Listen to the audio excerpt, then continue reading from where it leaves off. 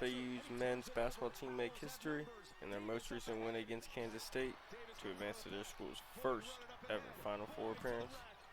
I sought out to make their college football team just as good. Could I take them to the top of the college football world? Here's how year one went. This FAU team will be coming in as a lowly 74 overall.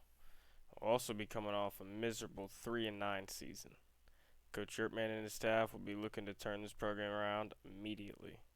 And after looking at these sliders, it won't be easy. Coach Yertman and his team would start the year off with a bang and travel to number 16 ranked Miami for the first game of the season. And this team showed why they were in the top 25 as the game proceeded to get out of hand before I could even jump in. The final score ended up being 56-10 as Coach Yertman starts his career at FAU with a humiliating loss. Weeks 2 through 5 went better than expected as we picked up wins against East Carolina and Middle Tennessee State while also having our 2 byes of the season. Which brings us to week 6 against UAB, a game in which we had most of our recruits coming to visit, so I was going to make sure to play this game. And our quarterback opens the game with a dot to wide receiver B.J. Alexander for 65 yards to bring us to the 15-yard line, in which we would punch it in shortly after with this option play. But UAB would answer back just as fast with this dot, leading to a 72-yard touchdown to tie the game. And on our next drive, we weren't able to get much going, but this 33-yard run by our quarterback helped us kick a field goal to put us up 10-3 late in the first. But UAB would take the lead shortly after with this fantastic run by Dwayne McBride. And after driving down the field once again with big plays like this one, we were fortunately able to find our way to the end zone. This time on the play to wide receiver Jamal Edrin. And at this point, I was starting to believe it was going to be a shootout. But after a couple defensive holds by both teams, Give me that. Eddie Williams and our defense came through with this huge 34-yard pick six to extend our lead to 24-14. And we never looked back at this point, pulling away in the second half and winning the game 51-21, hopefully impressing all the recruits that came to visit. And which it did, as we signed 4 recruits and the top 2 on our board. In weeks 7 through 11, we took 3 straight losses to Marshall, Kentucky, and UTSA, but would eventually bounce back in week 10 with the win over Tulane.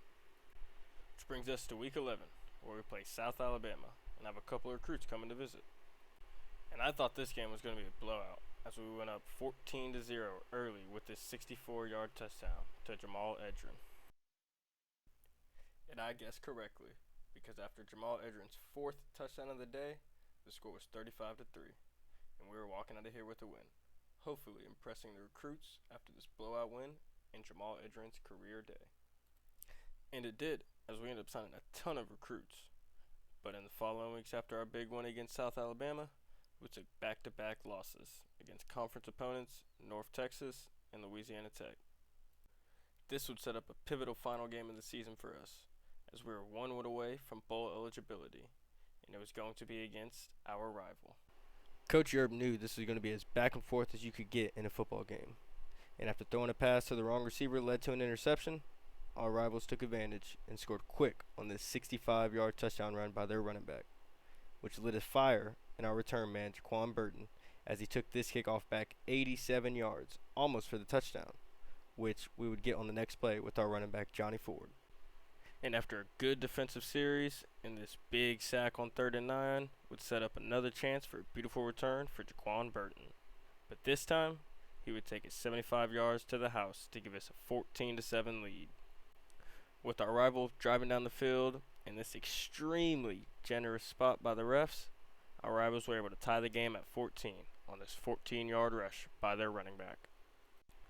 And after a long drive by us was stalled by this sack from our running back, we ended up throwing another interception, this time in the red zone, which very well could come back to haunt us in this tight game. Fortunately for us, our defense would get a stop, and on our next possession, Jaquan Burton showed he was more than a kick returner with this 72-yard touchdown. But our rivals wouldn't waste any time in striking back, as they set a new NCAA record with this 77-yard touchdown run, in which they personally made my user look silly. But on the very next possession, our running back Johnny Ford decides to show off his wheels and takes this one 59 yards to the house to give us the lead once again. But, once again, the lead was short-lived, because after this long play to wide receiver Reggie Brown, our rivals would tie the game up on this 31-yard touchdown. Neither team was backing down at this point. And after our quarterback was injured on this big hit by their defensive end, our backup quarterback would come in and lead us to a touchdown with his 34-yard pass to tight end Carter Boatwright to give us the lead, 35-28. At halftime, we would find out our quarterback had broken his ribs and would be out the rest of the season. This was a tough blow with our season on the line. But our defense decided they would pick up the slack, coming out of half with big plays like these, and we could easily win the game with our backup quarterback. Well, that was until our backup was injured on this play. Fortunately for us, it was only a minor injury, and he'll be back soon. But for the time being, our third-string quarterback, Michael Johnson Jr., was able to punch it in for a 5-yard touchdown to extend the lead 42-28. And at that point, our rival could never recover, and we would go on to win the game 49-42. And unfortunately for us, we were not selected to be in a bowl game. So our win over our rivals would end up being the final game of our first season, in which we finished 6-6. Now, 6-6 didn't seem so great, but after receiving our first transfer, an 80 overall left outside linebacker from Georgia, and taking a look at our official top 25 recruiting class, Coach Earp knows year 2 set for huge improvements.